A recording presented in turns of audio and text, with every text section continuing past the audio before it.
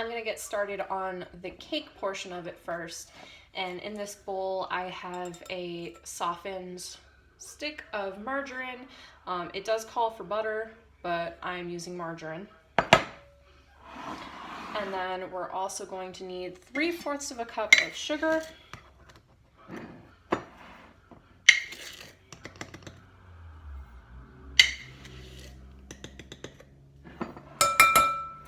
And we're gonna cream this together with an electric mixer. You can use your KitchenAid mixer if you have one. I'm just gonna do it with my hand mixer because I don't feel like getting my KitchenAid out tonight. And you're gonna want to cream this together for at least 4 minutes. So when I do that, I'll come back. So it's been about 4 minutes, and as you can see, this is nice and light and fluffy, and it's a nice pale yellow color. So now what we're going to want to do is add in the rest of our wet ingredients. So for that, you're going to need 2 extra large eggs. I only have jumbo and large. You can see the size difference. That's a jumbo and that's a large. So I'm going to do 1 jumbo and 1 large. So I'm going to go ahead and crack these in here. And after each one of these eggs, we're going to want to blend it in.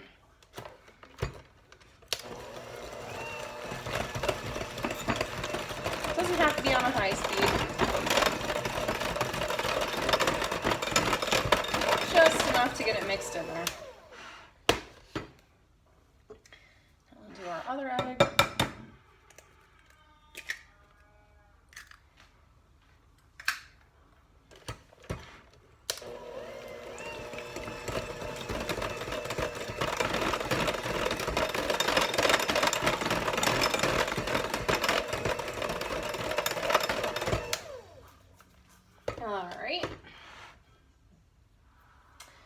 Now, this recipe calls for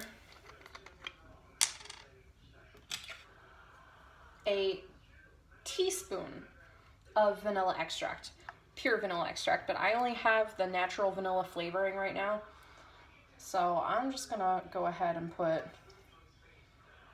double of what it's asking for to make up for the fact that it's not real vanilla extract. And again, I'm just gonna blend that in ever so slightly.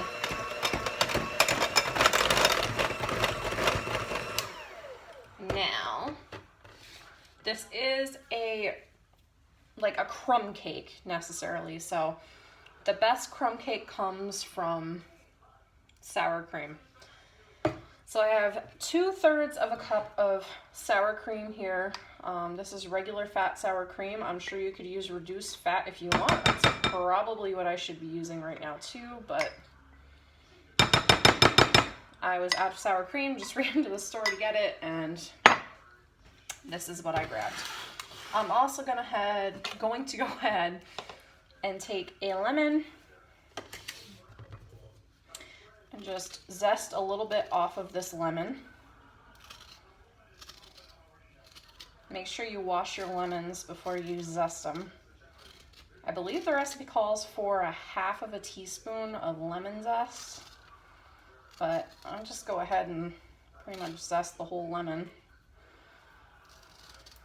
Can't really hurt it.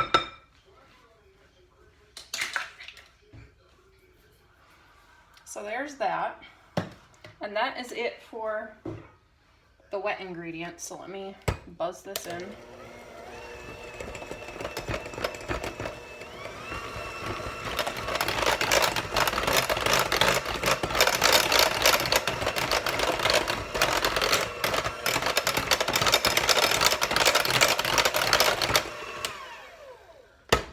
Okay, next goes in our flour and our leaveners. So we need 1 1/4 cup of flour. I'm going to put 1 cup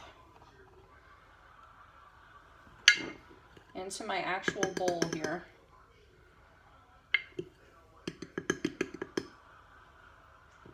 going to take this little bowl right here.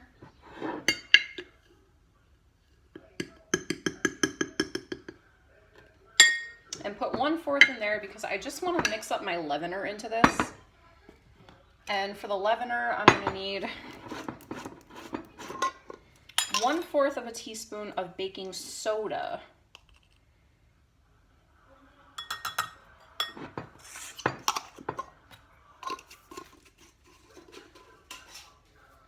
And 1/2 of a teaspoon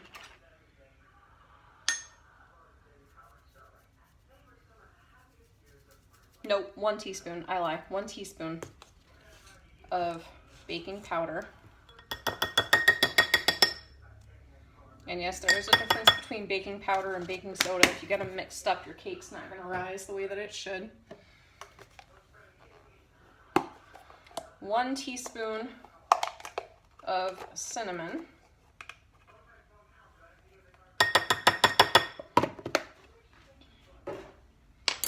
And 1/2 of a teaspoon of salt.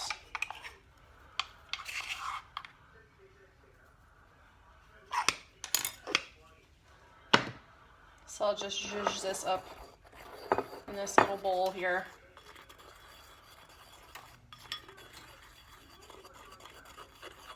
Just to make sure all the leavener is kind of mixed into the flour. I'll go ahead and dump that in the bowl.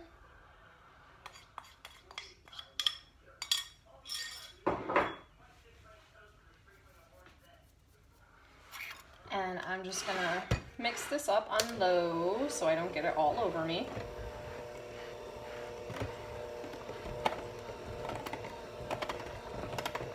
And you just want to mix this until everything is incorporated, or else you're gonna have a very tough cake. Now turn it up just a little bit.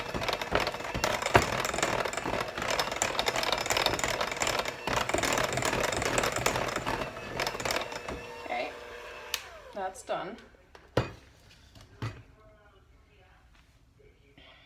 Just gonna wipe my little beaters off here. Oop, and not.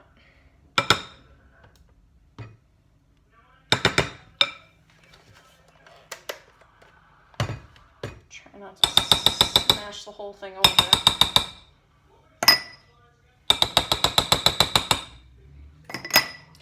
And now the last thing that's going in here is a cup of blueberries. So I've already washed these and dried them off. You don't want to mix this part with the mixer because you're going to break up all these beautiful blueberries. So you just want to fold this part in gently.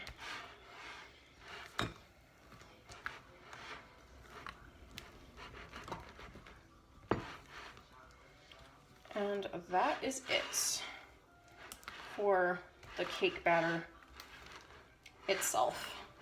Now we'll get started on the crumble topping.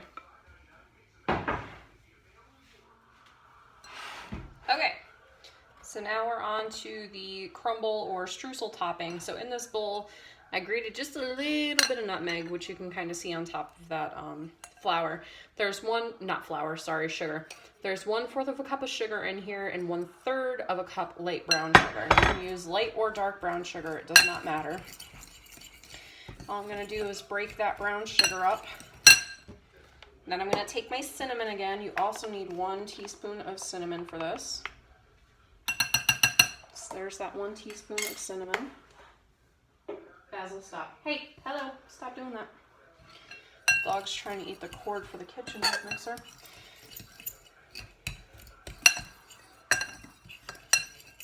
Next, we're gonna need 1 1/3 cup of flour, and hopefully I have enough flour. So the end of my jar here. 3 and 1/3. All right. So there's that.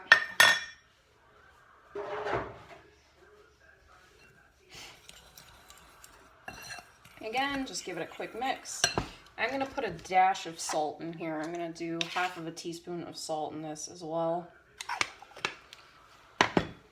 Kind of just brightens up the flavor a little bit. Believe it or not, salt accentuates sweet flavors. And now I have 1 stick of melted butter here, and this is actual butter, not margarine. So I'm just gonna pour this in slowly and mix while I do it.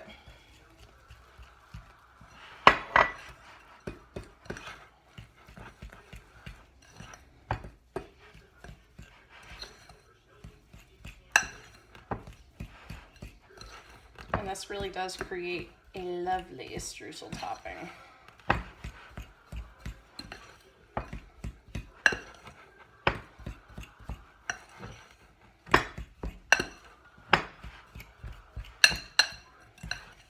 So at this point, you want to have your oven preheated to 350 degrees. And I'm going to get my pan ready. Well, I sprayed the wrong pan. So let's try this again. You're going to want a 9-inch round pan. I'm using a spring form so I can get it out. And I'm just spraying it with some non-stick cooking spray. And I'm going to pop our batter in here.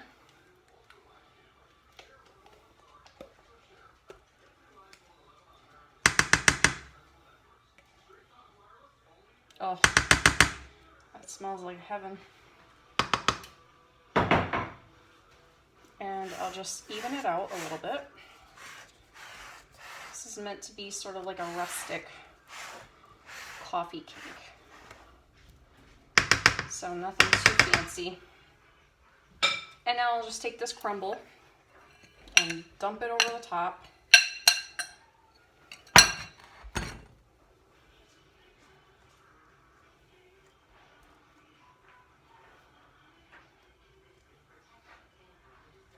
And we're gonna put this in to a 350 degree oven for, I don't know how many minutes, let me tell you. This is gonna go into the 350 degree oven for 40 to 50 minutes. Start to keep an eye on it at 40. So I let this cook, I wanna say about 3 minutes too long because I forgot about it and didn't set a timer. So I'm a little too brown on top. But this is what it looks like. It came out of the springform pan very nicely. And yeah, that's the finished product.